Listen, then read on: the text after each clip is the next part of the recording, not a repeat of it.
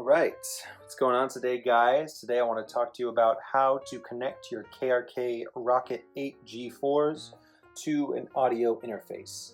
To connect your monitors, you're going to need the right tools. Super important. It is very, very important that you get yourself some high quality cables to do so, and also high quality cables with the right jacks. Really, don't skimp out on the cables. Don't go on Amazon or whatever and buy some really, really cheap cables just because you feel like cutting corners. If you already bought these monitors, you already spent a good amount of money, you know, you want to make sure that you have crystal clear, reliable sound at all times. So make sure that you just get high quality cables, do your research.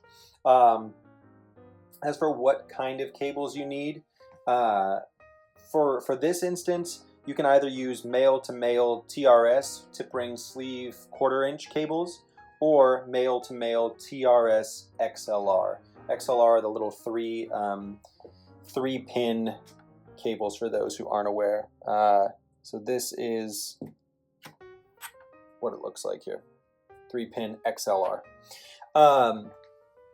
It doesn't really matter what you choose, in my opinion. I know that there are many people that believe TRS has or makes more noise, although if you get high quality cables, you really shouldn't have to worry about that.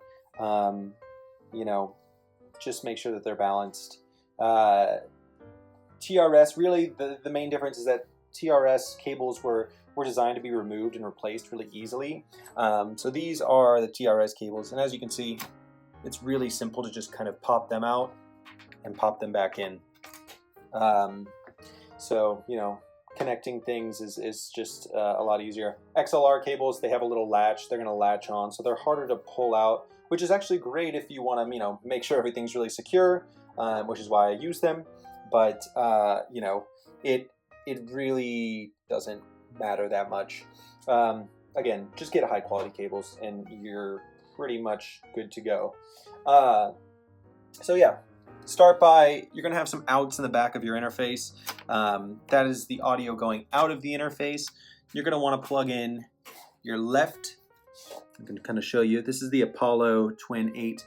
You're going to want to go out of monitor L and monitor R. L obviously going to your left monitor, R going to your right monitor. I'll come around back here. And that is going to go to the in right here, the balanced input.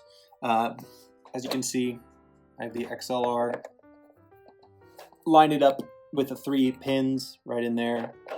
Boom. Plug it in, you're good to go. Of course, these will need some power as well, so you're going to use the included cables that you get with them. You can simply plug that into just about any power strip. You know, make sure that your power strip is powerful enough to handle all your stuff. That's really important. You don't want it to blow out. You should be good to go.